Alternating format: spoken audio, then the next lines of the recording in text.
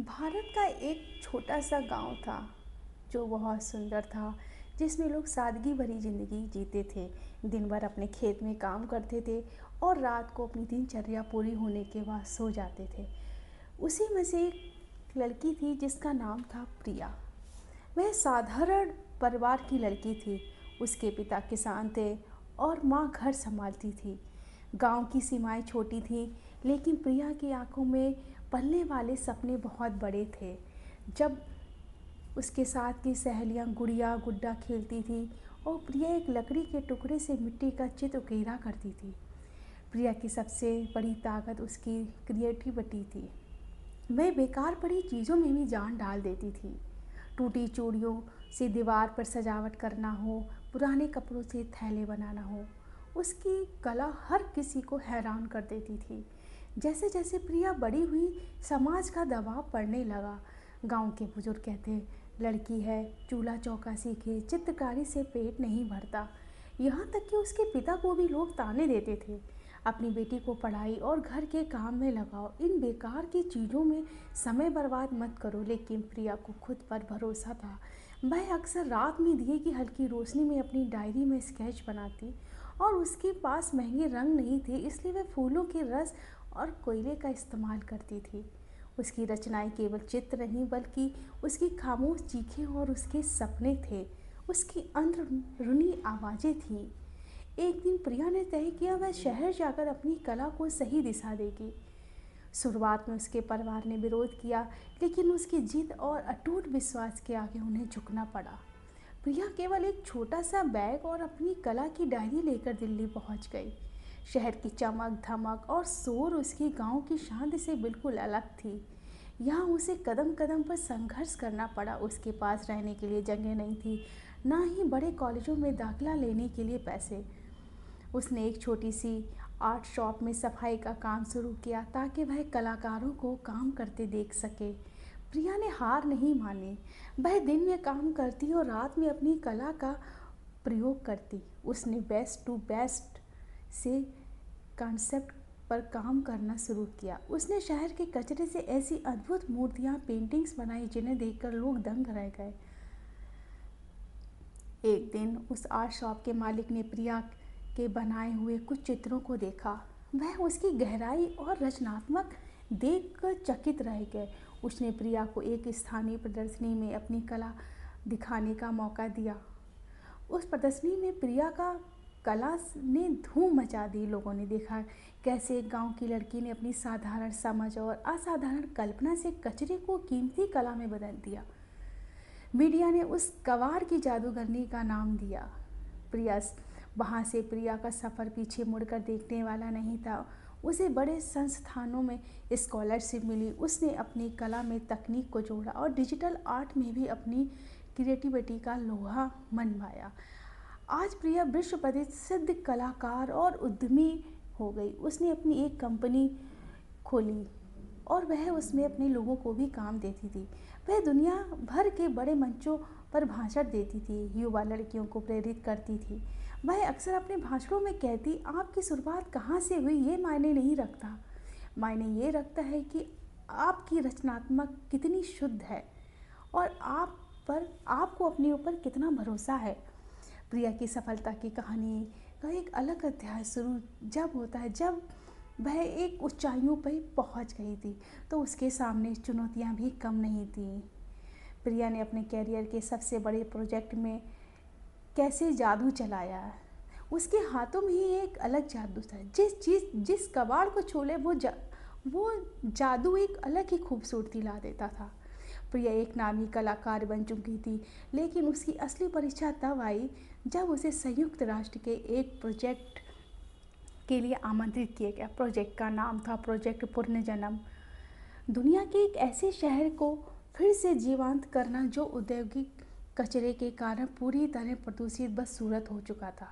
सरकार चाहती थी कि उस जगह को एक पर्यटन स्थल में बदला जाए, लेकिन किसी को समझ नहीं आ रहा था हजारों टन लोहे और प्लास्टिक के मलबे में क्या करें। बड़े बड़े इंजीनियरों ने और डिजाइनरों ने हाथ खड़े कर दिए। उन्होंने कहा इस कचरे को साफ करने में ही 10 को लग जाएंगे, तब प्रिया ने अपने गांव के उन दिनों को याद किया जब वह टूटी हुई मटकियों और फटे हुए कपड़ों से सजावट करती थी। उसने क्रांतिकारी विचार पेश किया, हम इस कचरे को हटाएंगे नहीं बल्कि इसे ही कला का आधार बनाएंगे। उसने अपनी टीम के साथ मिलकर पुरानी मशीनों के गियर से मेटल गार्डन बनाया, प्लास्टिक की बोतलों से ऐसी छतें तैयार की जो सौर ऊर्जा से चमकती थी। शहर के बीचों बीच एक विशाल मददगार हाथ की मूर्ति बनाई जो पूरी तरह रिसाइकिल किए हुए लोहे से बनी थी। शुरुआत में प्रिया की खूब आलोचना हुई। आलोचकों ने कहा, यह लड़की शहर को कूड़ा घर बना रही है। सोशल मीडिया पर उसे ट्रोल किया गया, लेकिन प्रिया शांत रही। उसे अपने रचनात्मक पर अटूट विश्वास था, भरोसा था। जहाँ भरोसा है वहाँ बुराई की कोई जगह नहीं होती है।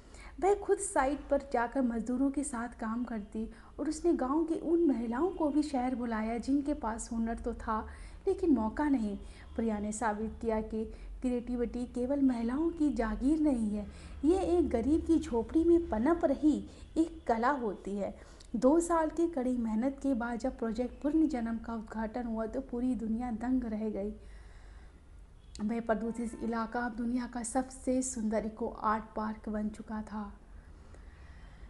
यूनेस्को ने इस दशक की सबसे रचनात्मक परियोजना घोषित किया। प्रिया अब सिर्फ एक कलाकार नहीं बल्कि एक विजनरी लीडर बन चुकी थी। जो लोग कभी उसका मजाक उड़ाते थे आज वे उसकी उस झलक पाने के लिए घंटों लाइन में खड़े होकर इंतजार करते हैं। अपनी सफलता के इस शिखर पे पहुंचने के बाद प्रिया भूली नहीं कि वह कहाँ से आई है। उसने अपने गांव रामपुर में दुनिया की पहली रचनात्मक स्कूल खोला। वह फीस पैसों में नहीं बल्कि आइडियाज़ में ली जाती थी। उसने गांव की हर लड़की के लिए रास्ते खोल दिए जिसे कभी कहा गया कि तुम कुछ नहीं कर सकती हो। प्रिया की कहानी एक अब उस मोड़ पर पहुंची है जहाँ पे सफलताएं नहीं पूरे समाज को बदलने की शक्ति में अपना प्रयोग करती है। यह हिस्सा यात्रा का उस भावुक शक्तिशाली अध्याय होगा। प्रिया जब अपने गांव वापस लौटी तो वह एक साधारण लड़की नहीं जो चुपचाप ताने सुनती थी। अब उसके पास अनुभव की ढाल, सफलता की चमक थी। उसने देखा कि गांव में, स्कूल में अभी भी वही पुरानी सोच, सुविधाओं की कमी है। बच्चे आज भी वही घिसे पटी तरीकों से पढ़ रहे हैं जहां उनकी रचनात्मक को दबाया जा रहा है। प्रिया ने तय किया कि वह गांव में एक मैजिक स्टूडियो बनाऊंगी। उसने गांव की पुरानी जर्जर पंचायत बिल्डिंग को गोद लिया और अपनी क्रिएटिविटी से अपने उस पुरानी इमारत को कांच और रंगों के उस महल में ऐसा बदल दिया कि बच्चे आकर बिना किसी डर के पेंटिंग कर सकते हैं, मिट्टी से खिलौने बना सकते हैं, नई नई तकनीक सीखते हैं। वहाँ पे फीस नहीं थी, बस उनके आइडियाज़ होने अच्छे चाहिए। प्रिया ने महसूस किया कि गांव के कलाकारों के पास हुनर तो है लेकिन बाजार नहीं। उसने अपनी कंपनी के माध्यम से एक ग्लोबल ऑनलाइन पोर्ट लॉन्च किया। उसने गांव की अनपढ़ महिलाओं को सिखाया कैसे वह अपनी पारंपरिक कढ़ाई और पेंटिंग्स को डिजिटल रूप देकर विदेशों में बेच सकती हैं। विदेशों में बेच सकती हैं। एक बार की बात है, गांव की एक चाची जो बहुत सुंदर मधुबनी पेंटिंग बनाती थी, उनकी एक कलाकृति को न्यूयॉर्क के एक बड़े बिजनेसमैन ने लाखों में खरीदा। उस दिन पूरे गांव की आंखों में आंसू आ गए। गांव वालों को समझ आया प्रिया जिस खुद पर भरोसे की बात करती है उसकी असली मतलब क्या है। प्रिया की ख्याल इतनी बढ़ गई कि एक दिन उसे इसरो में से बुलाया गया। वे चाहते थे कि प्रिया उनके आने वाले स्पेस मिशन के लिए एक ऐसा लोगो और आंतरिक डिजाइन तैयार करे जो भारत की संस्कृति और भविष्य की सोच को दर्शाता है, जो यहाँ की भारत की कला को दर्शाता हो। प्रिया ने इस प्रोजेक्ट के लिए गांव की मिट्टी के रंगों और अंतरिक्ष के सितारों के मेल से एक अद्भुत डिजाइन तैयार किया। जब वह रॉकेट अंतरिक्ष में गया तो उस पर प्रिया के गांव की पगडंडियों की झलक थी। यह उस लड़की की जीत थी जिसे कभी कहा गया था मिट्टी से खेलने से कुछ नहीं होता है। आज प्रिया 8 साल की हो चुकी है लेकिन उसकी ऊर्जा आज भी वैसी की वैसी है। वह अब टॉप लेवल पर पहुंचने की दौड़ में नहीं बल्कि उन लोगों के लिए सीढ़ी बन चुकी है जो नीचे खड़े थे।